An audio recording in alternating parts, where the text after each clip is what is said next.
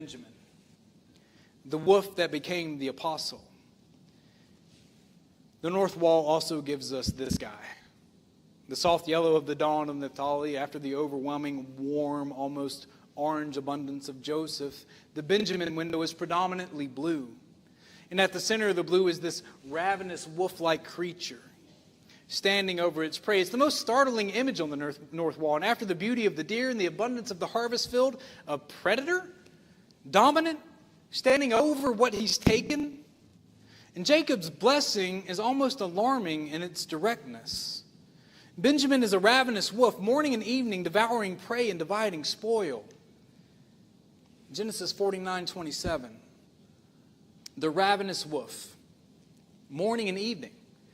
Notice that it's not occasionally devouring people, not in moments of extremity or He is continuously consuming and devouring. He is a never satisfied predator.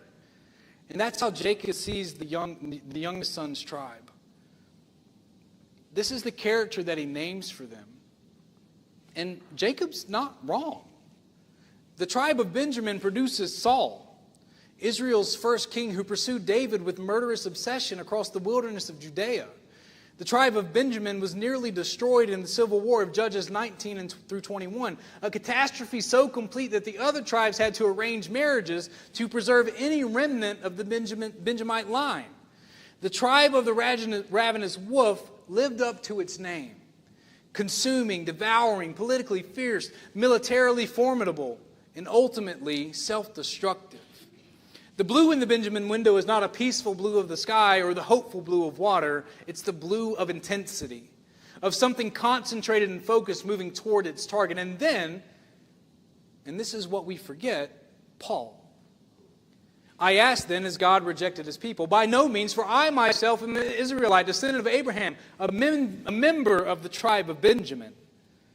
Paul, the apostle to the Gentiles, the man who wrote more of the New Testament than anyone else, the theologian of grace and justification and the righteousness of God revealed in Christ, the man who said, I am not ashamed of the gospel, for it is the power of God for salvation to everyone who believes. He was Benjamin. The ravenous wolf of Jacob's blessing, the morning and evening devouring prey, was Saul of Tarsus before Damascus, breathing murderous threats against the disciples, dragging men and women to prison, present at the stoning of Stephen and consenting to his death, ravenous, consuming, pursuing, and then the Damascus road. And then the ravenous wolf became the apostle. The consuming became the proclamation. The devouring became the pouring out of his own life in the service of the one that he was persecuting. The morning and the evening prayer became the morning and the evening preaching of the gospel to the ends of the earth. The wolf did not become something other than intense. You see, Benjamin's character, the focus, the ferocity, the morning and the evening commitment was not erased by the encounter with Christ. It was redirected. The same energy that breathed murderous threats now breathed the gospel into the Gentile world. The same relentlessness that pursued the church now pursued the calling. The ravenous wolf became the tireless apostle. Morning and evening. Paul's phrase in Acts chapter 20, I did not cease night or day with tears to warn everyone. The same morning and evening of Benjamin's blessing, the same consuming intensity, but redirected. Moses blesses Benjamin with words that capture this redirection. The beloved of the Lord dwells in safety. The high God surrounds him all day long and dwells between his shoulders. The beloved of the Lord, the ravenous wolf called beloved, surrounded all day long by the high God, dwelling between his shoulders, carried and protected and held by the one who transformed the predator into the apostle. The blue of the Benjamin window is the blue of intensity redeemed. The wolf standing over its prey is the image of what Benjamin was before the Damascus road. And the image of what the encounter with Christ does not destroy, but transforms.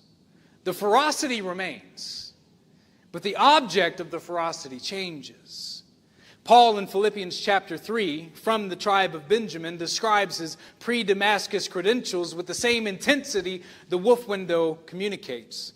Circumcised on the 8th day, of the people of Israel, of the tribe of Benjamin, a Hebrew of Hebrews, as of zeal, a persecutor of the church, as to righteousness under the law, blameless, a ravenous wolf of the tribe of Benjamin, listing his prey.